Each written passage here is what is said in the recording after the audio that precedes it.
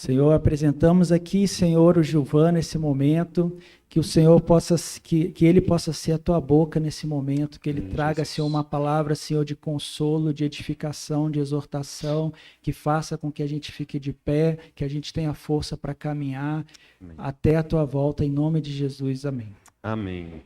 Glória a Deus. Obrigado, meu irmão. Deixa eu deixar aqui.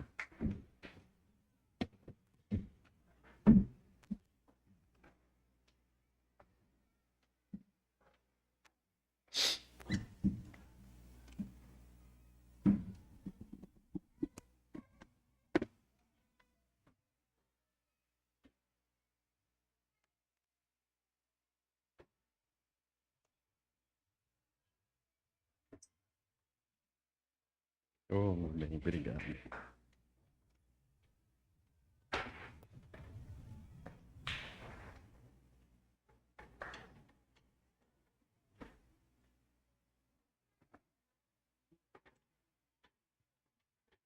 Graça e paz, amada igreja.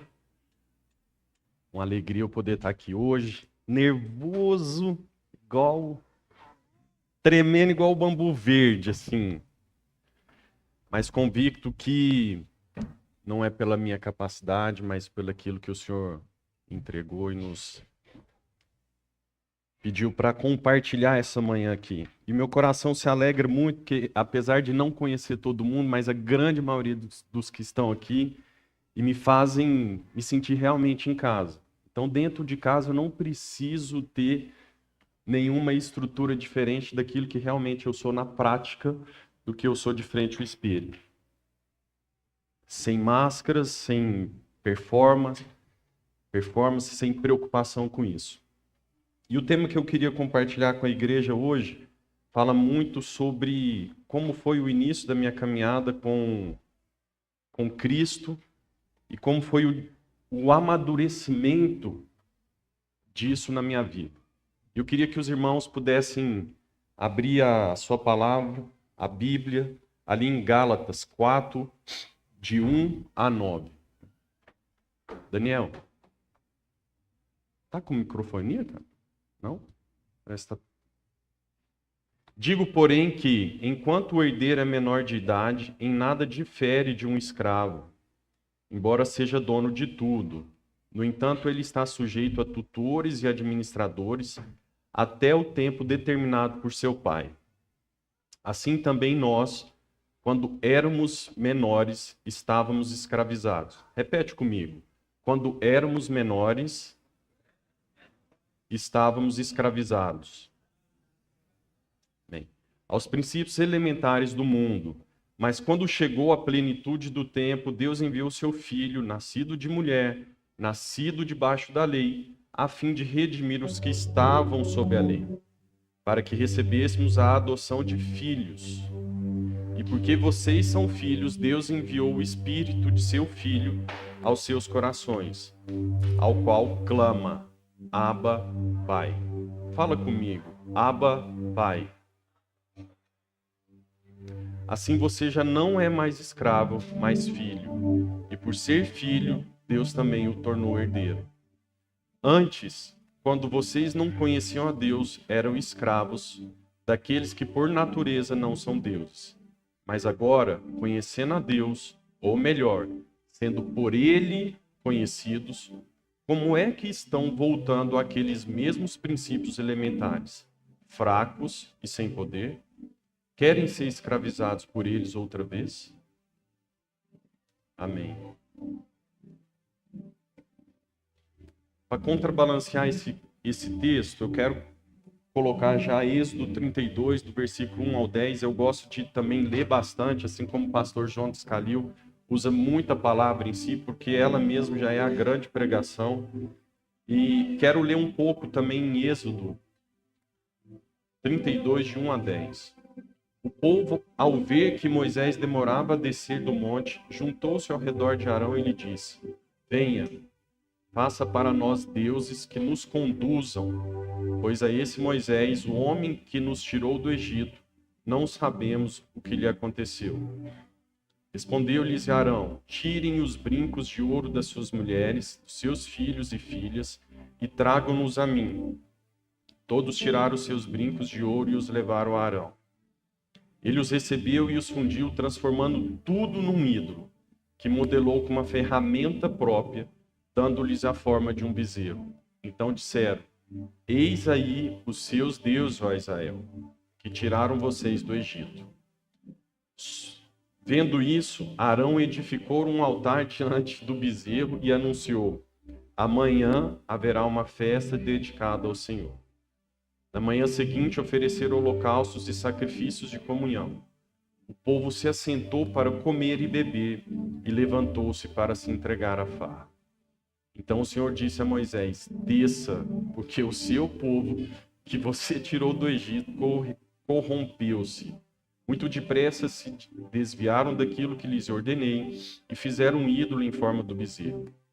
Curvaram-se diante dele, ofereceram-lhe sacrifício e disseram: eis aí, ó Israel, os seus deuses que tiraram vocês do Egito. Disse o Senhor a Moisés: tenho visto que este povo é um povo teimoso. Deixe-me agora para que a minha ira se acenda contra eles e eu os destrua. Depois farei de você uma grande nação. Moisés, porém, suplicou ao Senhor, o seu Deus, clamando: ó Senhor, por que se acenderia sua ira contra o teu povo, que tiraste do Egito com grande poder e forte mão? E sucedeu que o Senhor arrependeu-se, lá no verso 14, e sucedeu-se que o Senhor arrependeu-se do mal que ameaçara trazer sobre esse povo. Vamos orar. Pai querido, eu quero colocar esse tempo diante de Ti. Quero te pedir que o Senhor conduza esse momento e em todo o tempo, ó Deus, o Senhor fale aos nossos corações. Repreendendo, ó Deus, toda distração, repreendendo, ó Deus, todo o coração, ó Deus, duro, ó Deus, todo o solo infértil, para que possamos, ó Deus, sair daqui com a semente da Tua palavra já pronta para frutificar. Em nome de Jesus. Amém. O que eu consigo ver é que nesse texto de Gálatas, no Novo Testamento, é muito claro que para a gente chegar à estatura, à medida necessária da nossa criação, do nosso propósito, a gente tem que deixar de ser criança para assumir, então, a nossa posição de filhos, de herdeiros. O texto fala que enquanto nós somos filhos, crianças, nós somos como escravos. Quem é o escravo? É aquele que trabalha por um salário. Ele não conhece o seu patrão, ele sabe o que o patrão manda ele fazer, mas ele não conhece o seu patrão, ele não tem uma intimidade com o seu patrão, e ele sabe que ele tem acesso àquele salário depois de cumprido aquela tarefa. Igualmente, um filho, quando ele não tem maturidade para acessar aquilo que por direito é herança dele, pessoas vão conduzi-lo para que ele alcance a estatura e a medida de poder gerenciar e poder administrar aqueles recursos que o pai construiu, que o pai criou para ele. No Antigo Testamento a gente vê que o Senhor promove, quase que face a face, um turnê de milagres, tirando aquele povo da escravidão, levando ou preparando-os para acessar a terra prometida, e logo, quando tem uma dificuldade, um feedback mais demorado daqueles que o liderava, eles tomam a rédea para si e falam: Deus já não está conosco. Vamos construir para nós o nosso Deus que vai nos conduzir para a terra prometida. E eu fico vendo o quão isso fala a respeito da nossa caminhada cristã. Estamos do lado da imaturidade ou já somos aqueles que exercemos a maturidade ao qual fomos chamados? E é sobre isso que eu queria discorrer com vocês nessa manhã hoje. Como cristãos, quão imaturos ou quão maduros nós temos sido? E os dois textos mostram que a gente caminha nesse limiar quando a gente não sabe ou a natureza do nosso Pai ou a nossa verdadeira identidade. E aí a gente troca por aquilo que é para nossa sobrevivência. E sempre que a gente vai trazer uma palavra, eu gosto de trazer um testemunho daquilo que eu vivi, como o Almir e a Samira oraram aqui por mim, eu preciso passar pela palavra, a gente precisa passar pela palavra. E eu lembro que em 98 eu tinha acabado de fazer 13 anos, e lá em Barra do Garças, eu ia começar o meu êxodo. Ia sair da grande metrópole de Barra do Garças, todos aqui têm que conhecer.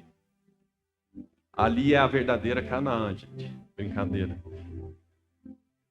Mas naquela época era cultural na minha cidade que os pais preparassem os filhos para quando chegasse a adolescência, enviá-los para Goiânia para estudar, se preparar para o vestibular. Já que em Barra do Garças não tinha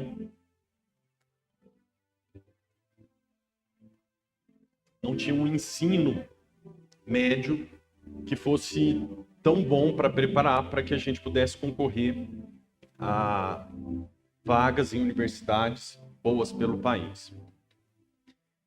Então, as aulas iriam começar ali no final de janeiro.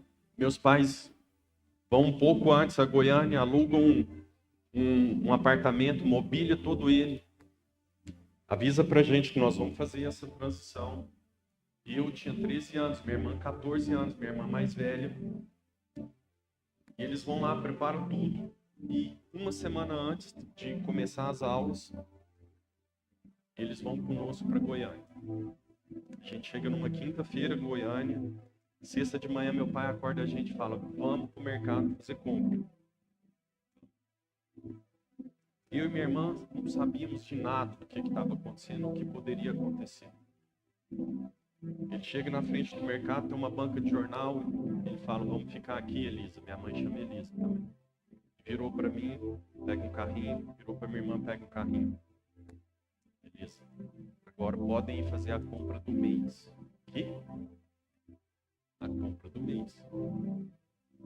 Vocês precisam comer, precisam lavar roupa, passar, vocês precisam manter a casa higienizada, vocês precisam sobreviver aqui. Eu olhei para a Juliane, minha irmã mais velha, falei: não sei o que nós vamos fazer, mas vamos.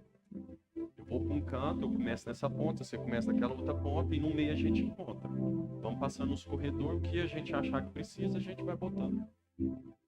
Foi desse jeito. Quase 3 horas depois, a gente se encontra, carrinho abarrotado de coisa. Aí a gente chama meu pai, minha mãe, aí ele olha assim, vê se tem alguma coisa repetida no meu carrinho, no dela. Vamos pro caixa.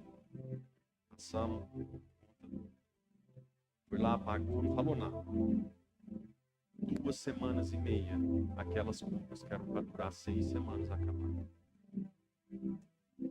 Acabou tudo. Acabou o produto de limpeza. A gente pegou só um sabão em barro, acho que não virou nada. Sabonete para tomar banho. Foi acabando tudo. Acho que tinha ficado arroz, feijão, que era saco grande. Carne eu nem lembro se tinha, faz tanto tempo.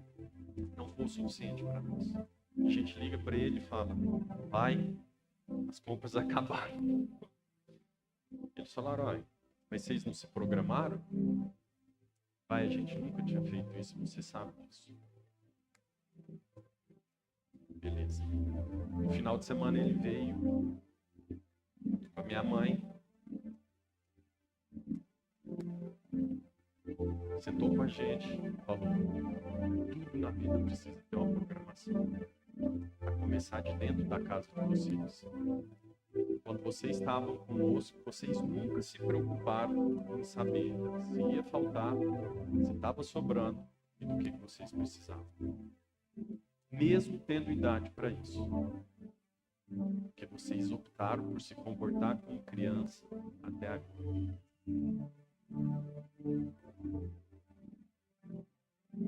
semana após semana ele deixava um dinheiro para a gente comprar a padaria.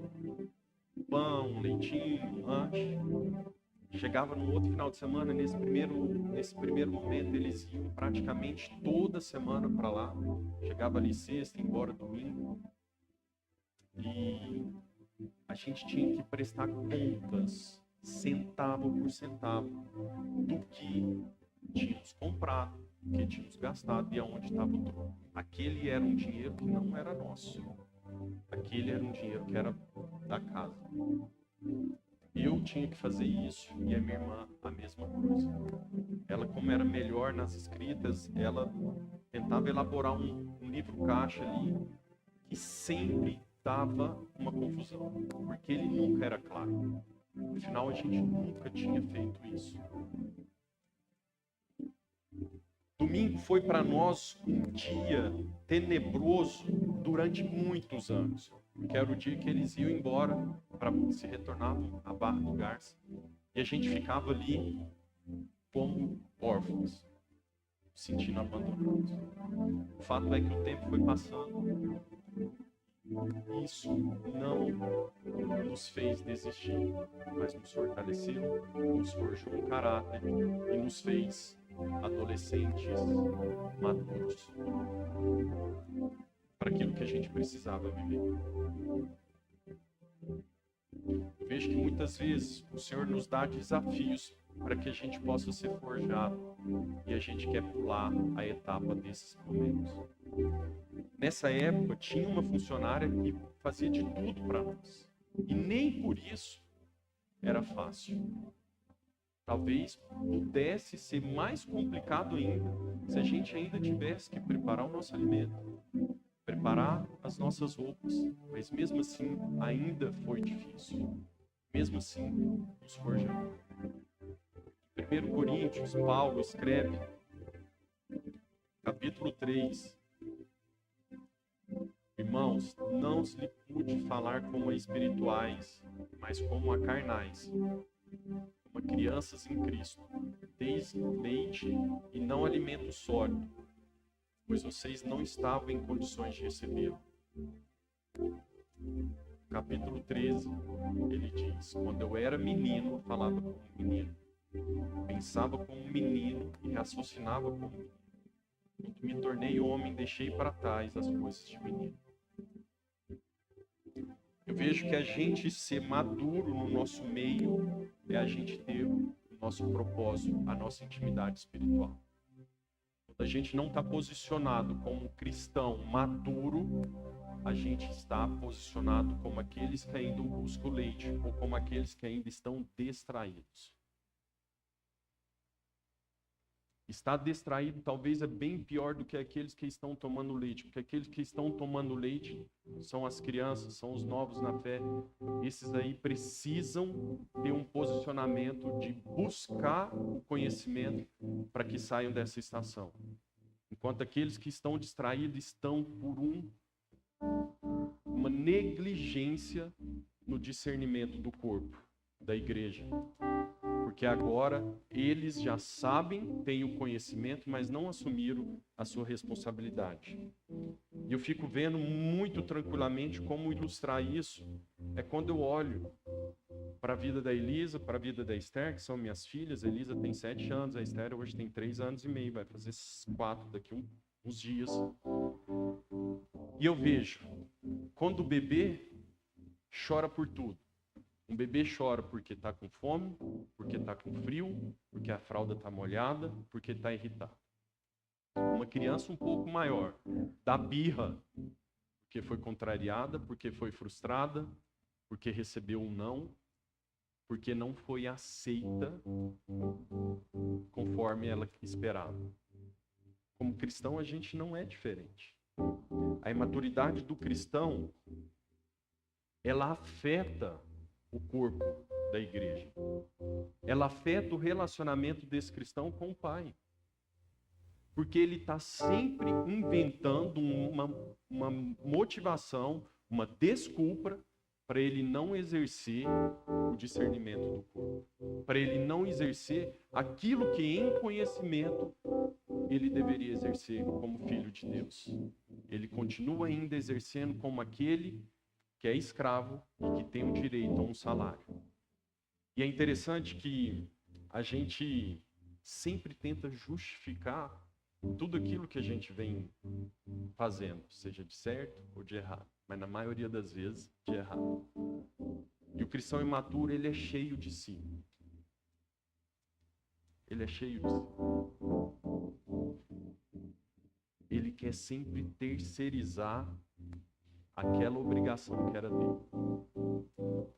E ele revela algumas características muito próprias, que a gente define como hedonismo. Aquele que acha que merece viver aquele prazer a todo custo, porque ele conquistou o direito do mérito. Eu não me importo com meu irmão, afinal eu fiz isso, eu mereço receber isso. Eu tenho jejuado tanto, Deus, eu tenho feito tanta campanha, Senhor, será que eu não mereço essa bênção? Num segundo estágio, ele utiliza do relativismo moral. O que é isso? Eu preciso alcançar essa bênção. Eu preciso fechar esse negócio. Esse negócio, ele pode ser meio obscuro, mas a gente dá um jeitinho aqui. Relativismo moral.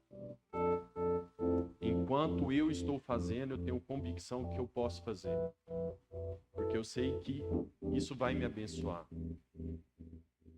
Na verdade, mal ele sabe que ele burlando o processo de Deus, burlando a ética, burlando os princípios e valores, ele está amontoando maldição para si.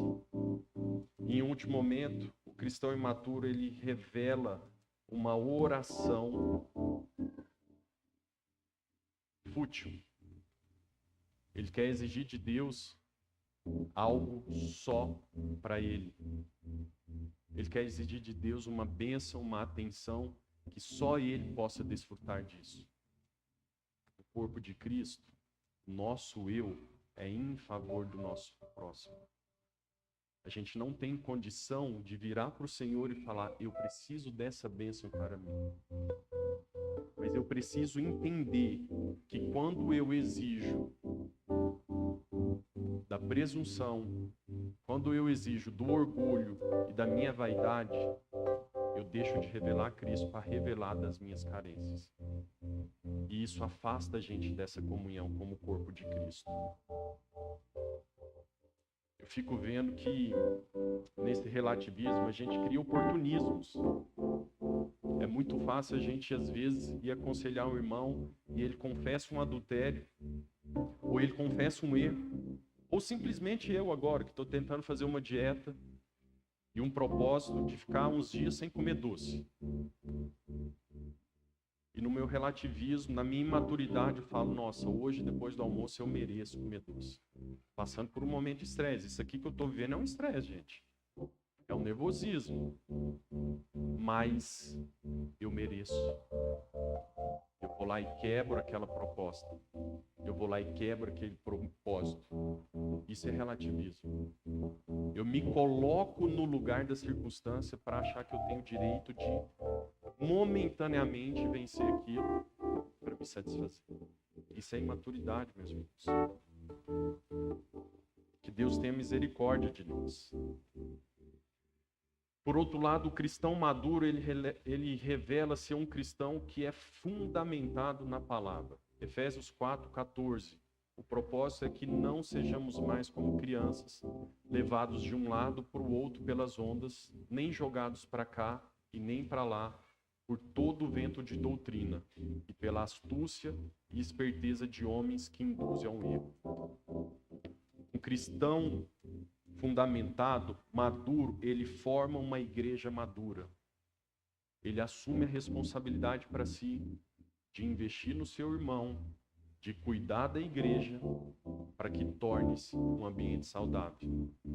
A Estherzinha, quando começou a deixar de ser bebê, para começar a ser uma criança, a gente percebeu que ela estava com uma dificuldade na audição. A gente achava assim, na fala, perdão, a gente achava, cada criança tem um tempo. A Elisa falou um pouquinho mais cedo, mas a Esther andou mais cedo. Então, isso é de cada criança, vamos respeitar. Vem passando o tempo e nada vai acontecendo, a Esther ainda não fala. E a gente fala, tem alguma coisa errada. Vamos atrás, vamos ao médico. Ela tinha então um problema na condução do ouvido, que não possibilitava ela ouvir bem, consequentemente a fala dela não era bem desenvolvida. Para que a gente consiga ter um crescimento saudável, um amadurecimento compatível com aquilo que devemos exercer, precisamos estar num ambiente saudável. A Esther só conseguiu desenvolver essa dificuldade dela quando nós, como pais, possibilitamos a ela um ambiente que gerasse cura nessa limitação do ouvido. E depois disso, ela pôde então vencer essa etapa. Eu fico vendo quantas vezes a gente se depara com as situações da nossa vida e a gente empaca ali, achando que o céu tem que se mover a nosso favor para que a gente consiga mudar a nossa circunstância, sem saber que é nós mesmos os responsáveis por mudar aquela situação, discernindo um ambiente de onde estamos para um ambiente onde o Senhor quer nos colocar. Um cristão maduro, ele é capaz de identificar esse ambiente saudável ou esse ambiente doentio onde ele está.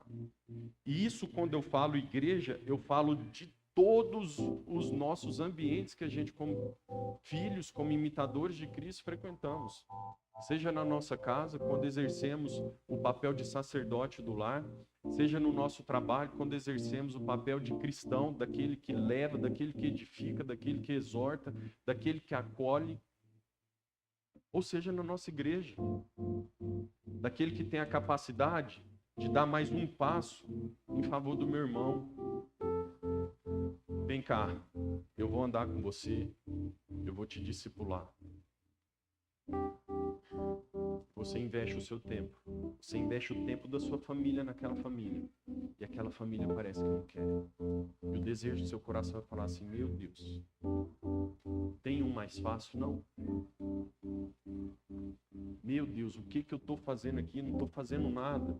E ao mesmo tempo a nossa carne já deseja o quê? Virar essa página. Mas um cristão saudável, além dele ter um coração intencional para que o corpo tenha um bom desenvolvimento, ele viabiliza esse ambiente assumindo responsabilidades.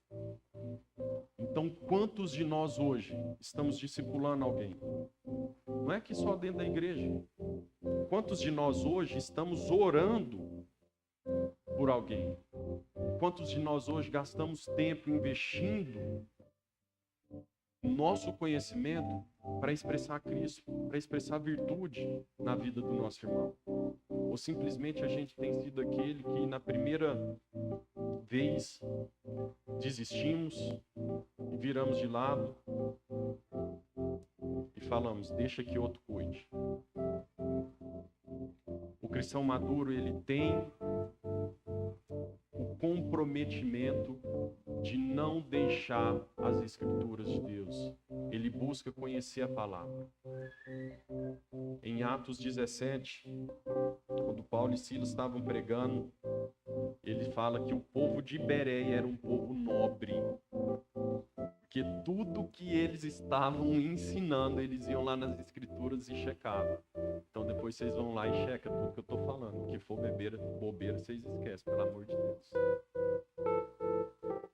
Para que eles tivessem a convicção da palavra e não a convicção de homens. E o que eu fico vendo é que muitos de nós, às vezes, estamos trocando aquela palavra que vai nos exortar, que vai nos gerar crescimento, que vai dar a dor do crescimento, por aquelas palavras motivacionais, por 3 pilares de coaches motivacionais que ainda usam a Bíblia como instrumento para nos seduzir, para achar que estamos coerentes com aquilo que a gente crê. sem saber que no fundo nós estamos dando à nossa carne ainda leite de criança, porque não temos tido o compromisso de buscar o alimento sólido.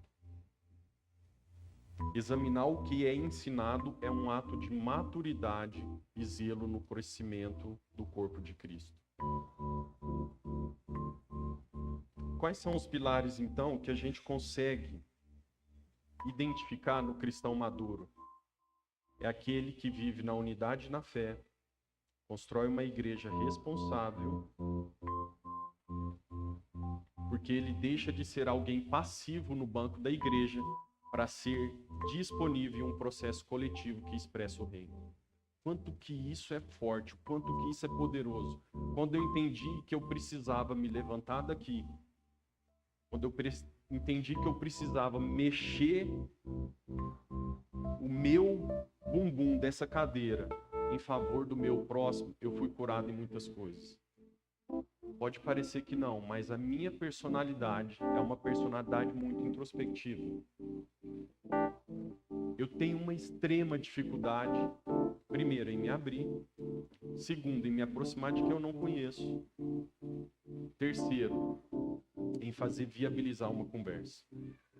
Agora, depois que eu conheço, que eu sou amigo, eu não quero deixar de lado essa pessoa, fica até enjoado.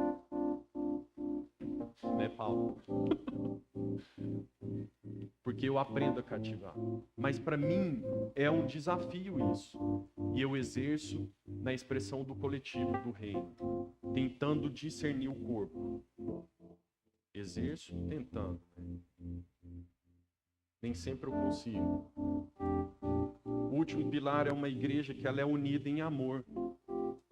A gente age em humildade, porque agora não eu mais estou no foco, mas é o meu próximo, é a necessidade do meu irmão. Eu ajo com mansidão, porque eu vou entender que aquele irmão vai precisar viver a etapa como criança para chegar na etapa do maduro, do cristão posicionado. E eu tenho longanimidade, porque eu invisto com amor no meu próximo. Afinal, eu não vou conhecer Cristo somente estudando a palavra, mas eu vou conhecer Cristo, Alisson, na forma como ele se revela na sua vida. Por isso, o corpo de Cristo, ele é um corpo relacional. Por isso, quando um dos nossos está doente, a gente sofre. E a gente tem que se levantar e a gente tem que interceder. Porque ser unidade, ser corpo, não é ter todos os membros iguais, e sim ter uma harmonia na junção das diferenças. Assumimos o compromisso de evangelismo e cuidado uns com os outros é o caminho de uma igreja madura e que expressa as virtudes da noiva, que precisa estar madura para que o seu noivo venha buscar. Resumindo, eu quero finalizar logo. Ser cristão maduro é ser como um fruto. Um fruto, ele só pode ser comido se ele estiver disponível e se ele estiver maduro. Quando a gente entende que nós estamos aqui para sermos a comida do nosso próximo, ou às vezes até do nosso inimigo, a chave vira na nossa cabeça.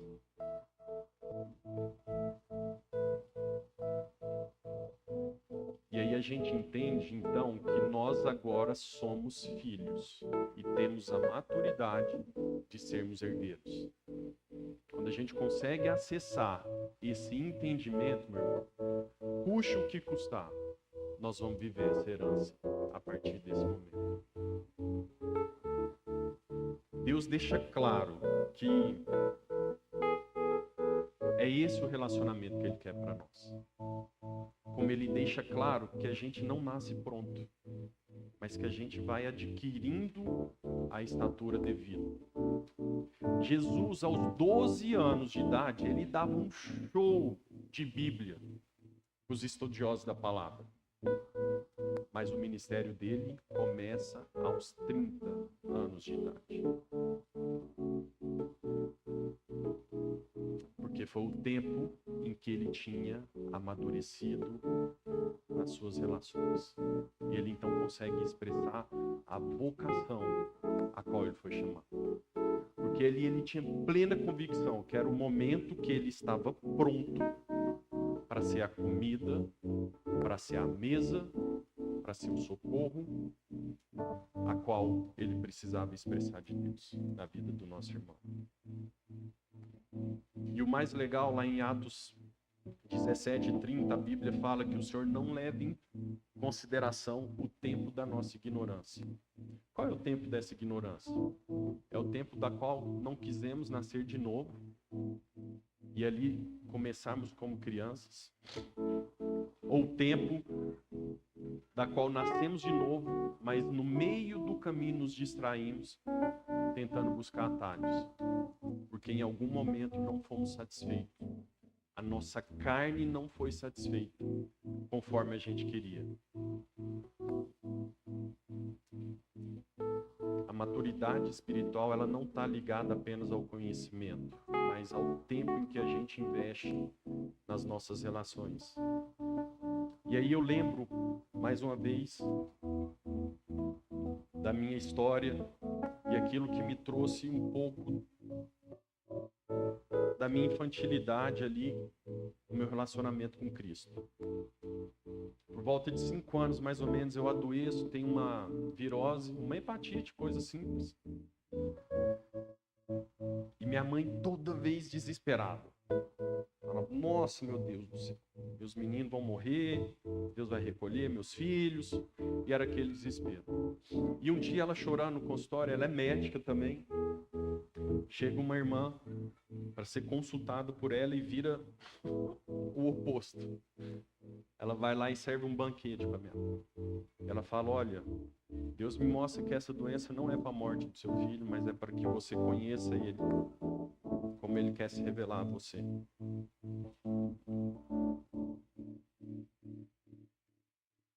Por que você não faz um propósito com Deus? Entrega seu filho ao Senhor. Se ele curar ele, você entrega sua vida a ele para ser o seu único e suficiente Salvador? Minha mãe fala, eu vou fazer isso. E no dia seguinte, ela acorda para me levar para o laboratório. Meu pai fala, não vai levar o menino para furar de novo, não. Já tirou sangue hoje. Viu que está tudo alterado, deixa, dá um tempo. E ela, naquela sabedoria de mulher, dá um jeito, vai lá no laboratório. 24 horas depois, os meus exames estavam todos normais. Para a honra e glória do Senhor, minha mãe então entrega a sua vida a Deus. E a partir dali ela começa uma caminhada. Como criança na fé. Como aquela que ainda bebe leite. Mas como aquela que não duvida do Deus que tem. 6 anos depois, mais ou menos, outra enfermidade na minha vida. Até hoje eu não sei o que foi. Febre, uns gânglios, uns trem esquisitos. Vamos para Goiânia. Vamos ver o que é. Chega em Goiânia de manhã, de tarde, médico, exame. E à noite, todo dia numa campanha, numa vigília. Chegou no último dia lá, o pastor virou para nós assim e falou assim, é o seguinte, vocês não entenderam nada até agora, né? Isso aqui é só para você saber que a vida dele não pertence a você. Ele é escolhido meu. E a vida dele pertence ao meu reino. Isso é para que a gente testemunhe que a vida dele não é pelo seu cuidado, não é pelo seu empenho, não é porque você entregou sua vida a mim, mas é por mim na vida dele. E a partir de então eu começo a amadurecer, Calil, que não tem relação de mérito no reino de Deus, mas tem relação de propósito. Se a minha mãe fosse daquelas legalistas e tivesse usado do mérito dela de há 5, 6 anos atrás, ter entregado a sua vida a Deus, achando que quando ela fez isso, dali para frente seria só coisa boa, só graça, só bênção, ela estaria enrolada e estaria comprometendo também a estrutura de sua casa. O que eu quero deixar bem claro é que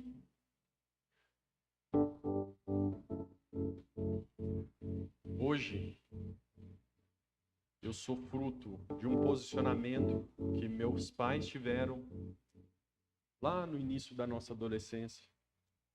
Eles não negligenciaram a disciplina. Sou fruto de uma caminhada de fé da minha mãe. Sou fruto de um chamado. E nós, como cristãos, como filhos, somos herdeiros de um pai que nos ama.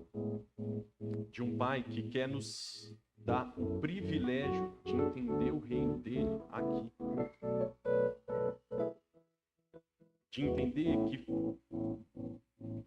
muitas das vezes, como Marcos 4, 26 a 29, que fala que o reino de Deus é como aquele homem que sai a semear e ele não sabe explicar o que acontece com aquela semente no meio da terra, de repente ela vira um fruto e ele tem que ser colhido. O Senhor, Ele quer que a gente viva os processos para que a glória dele seja manifesta. O mais importante de viver esses processos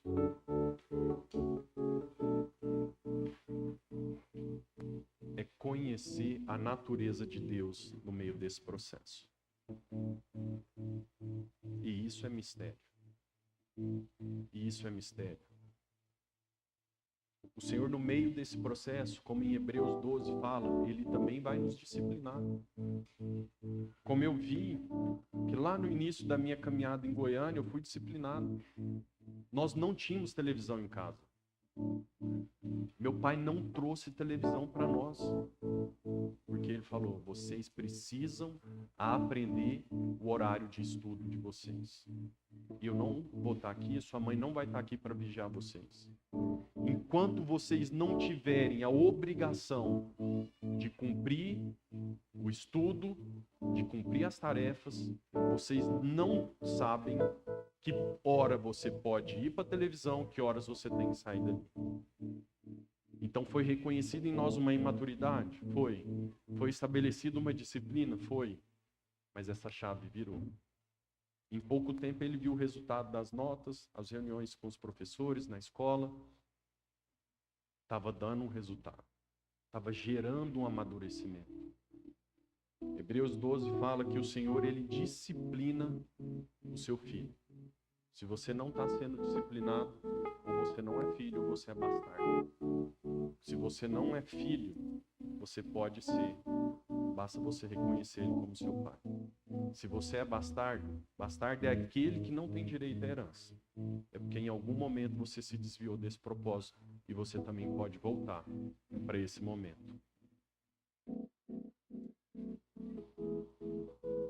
Eu estou caminhando para o final. E a expressão do cristão maduro é a própria expressão da vida de Cristo.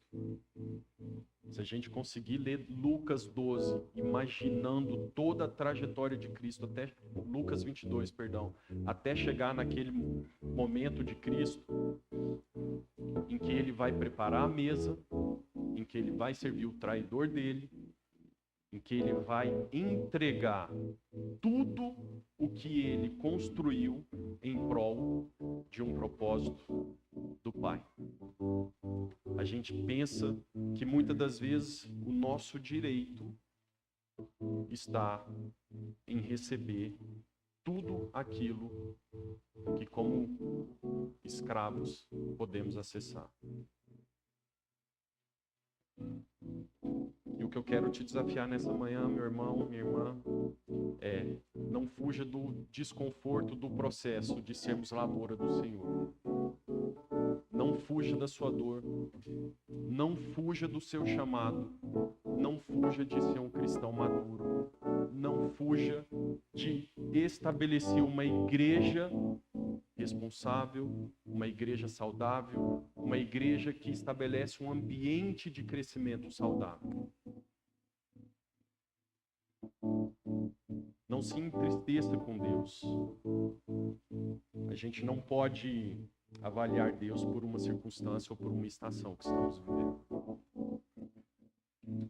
Na verdade, a gente não pode avaliar, a gente só pode conhecer. E viver esse processo de amadurecimento é viver a confiança no Senhor, para que tenhamos a alegria daquele texto lá de Tiago. Se puder projetar aí, Tiago 1, 2 a 4. Temos como motivo de grande alegria passarmos por várias provações, para que sejamos íntegros e não nos falte nada. Queridos, parece uma loucura essa oração, né? Como que eu vou me alegrar na minha dificuldade? Como que eu vou me alegrar na minha dor? Como que eu vou me alegrar naquilo que me limita? A fé que o Senhor exige de nós é uma fé que ela é apoiada nele mesmo, porque Deus é digno de confiança. Olhar para a vida de Cristo é a gente olhar e entender que ele estava pronto aos 33 anos para ser comida os seus inimigos em favor de nós. Eu creio que a maior dor, o maior desespero de Jesus naquele momento não era a dor dos açoites, a humilhação, a vergonha, não eram as mentiras, a calúnia, mas era a dor do distanciamento que o pecado que ele iria assumir no meu e no seu lugar iria gerar entre ele e Deus.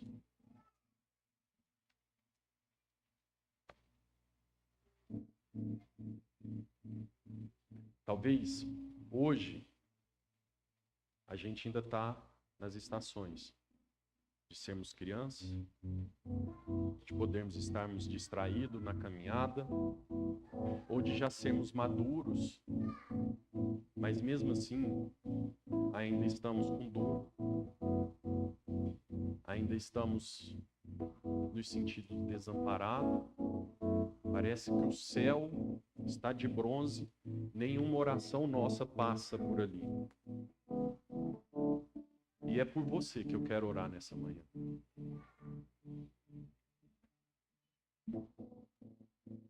Porque toda essa dor, Jesus sentiu.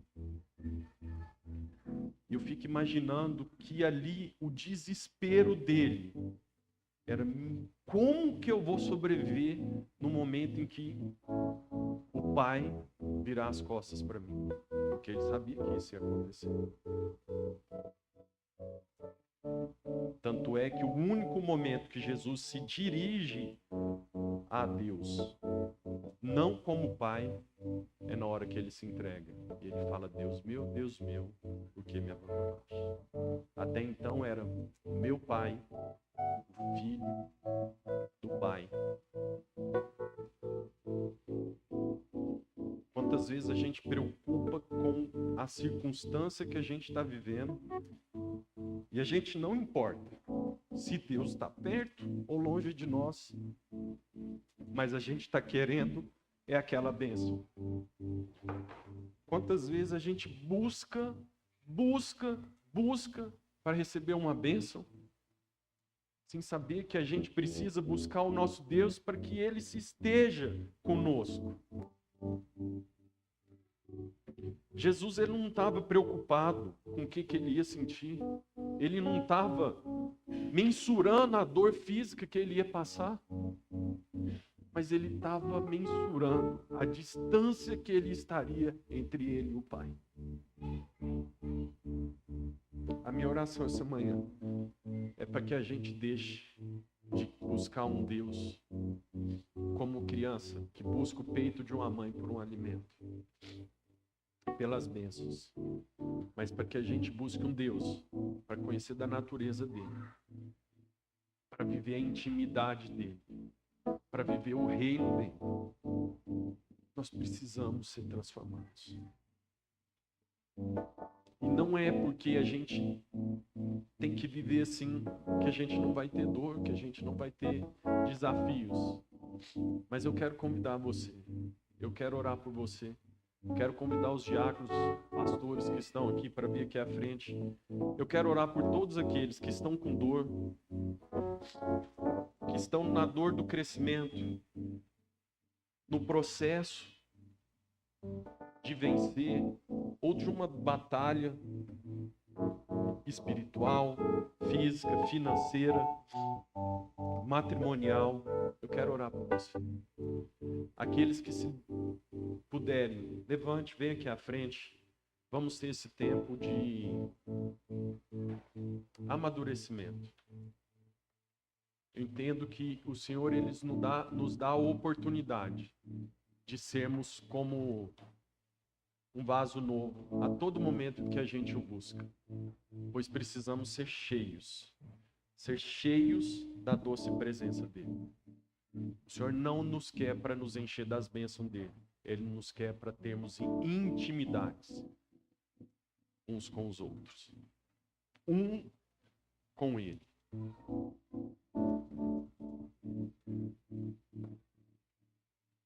Em nome de Jesus.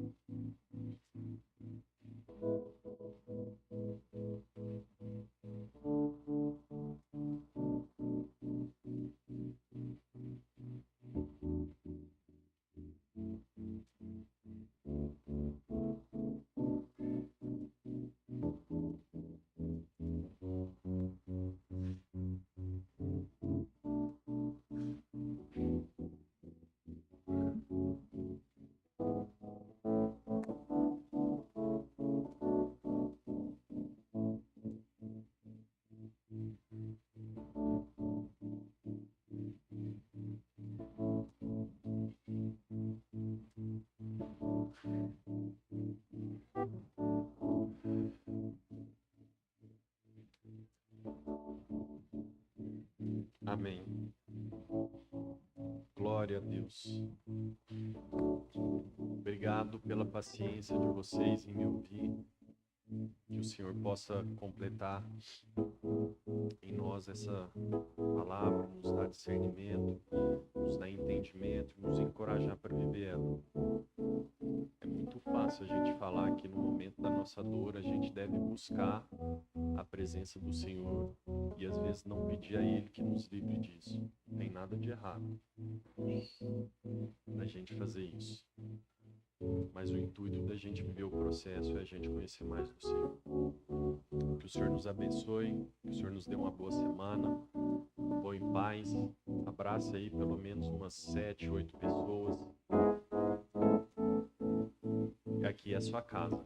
Sinta-se em casa. Aqui é a casa do seu Pai.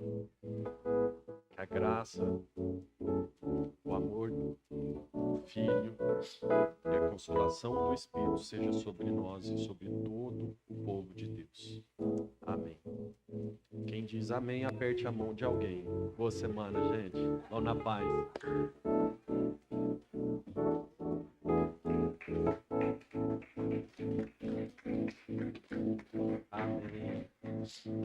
Amém. Amém.